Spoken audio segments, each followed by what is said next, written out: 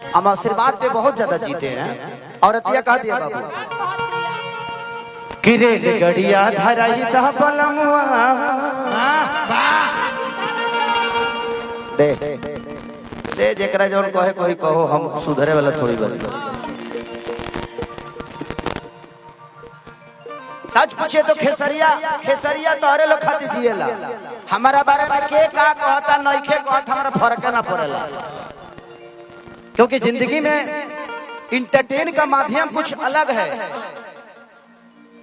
YouTube पर रोज हाला होता कि अश्लील गाना बा भाई।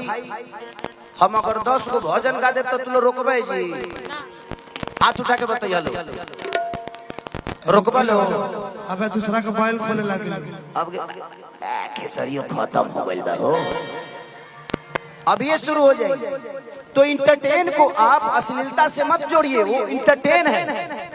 जो लोग यूट्यूब पे आकर या फेसबुक पे आकर भाषण देते हैं कि ये अश्लील है वो अश्लील है, उनकरे बिया होखे तो गाना जानता ना कौन बाजी कि तोरा रखी जाके का जगह जा झगड़ा करा देले तो दरदिया ए राजा सुहिए से मुई। क्योंकि इंटरटेन मजा की चीज है, भक्ति की चीज नहीं है। भक्ति अलग बातें हो गई, इंटरटेन अलग बातें हो गया।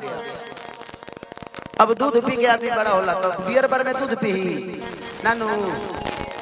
समय से कुछ अच्छा लगेला और कोई नहीं चाहता कि दुनिया में अश्लील हो, चाहे हमारे भाषा को दुनिया गाली दे। और आज आप ही का है ना बाबा, इधर है पूजनीय आदमी आप लोग, प्रणाम। आशीर्वाद दीजिए मुझे,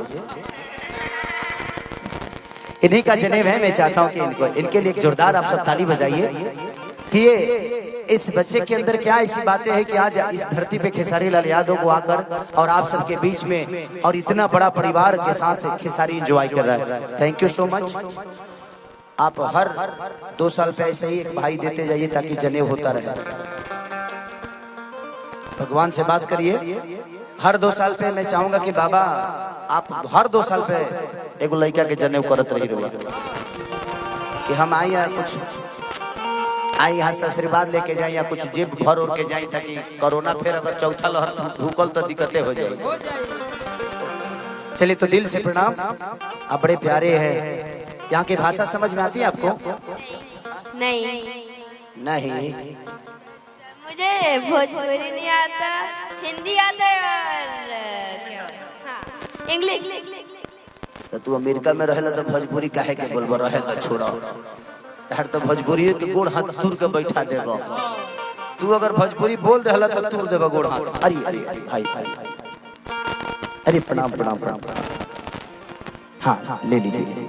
आपका दिख नहीं रहा है, चेहरा दिख नहीं रहा है बाबू। आप ऐसे ये टोपी हटा दीजिए, आप ऐसे खूबसूरत लगते हैं विदाउट टोपी। ले लीजिए।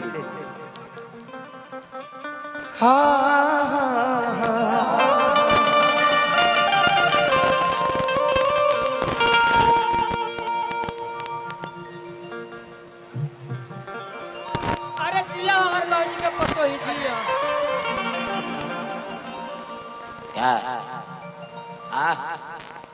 आँख मत मारो। तू जौन हो तौन हम हो भाई। दोसर पार्टी पे खतरा का हमरा के यही होता है सिचुएशन। एक बात बताएं आपसे, भोजपुरी हमारी भाषा ऐसी है कि तने मनी खाली केहू के देख के और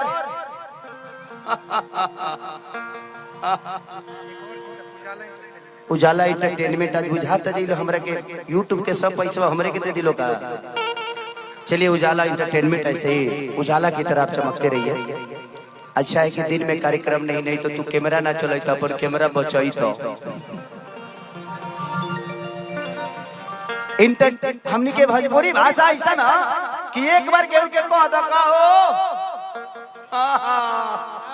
अब ओकरा मन में शौक पैदा हो जाए कि रे काहे में कहला सा, वो आधा कंफ्यूज हो जाए। तो हमनी के भाषावे ऐसा ना जे एगो शब्द के एगो अर्थ ना होला, 40 गो अर्थ निकल जाए। तो कोनो बात नहीं तो चलते रहे।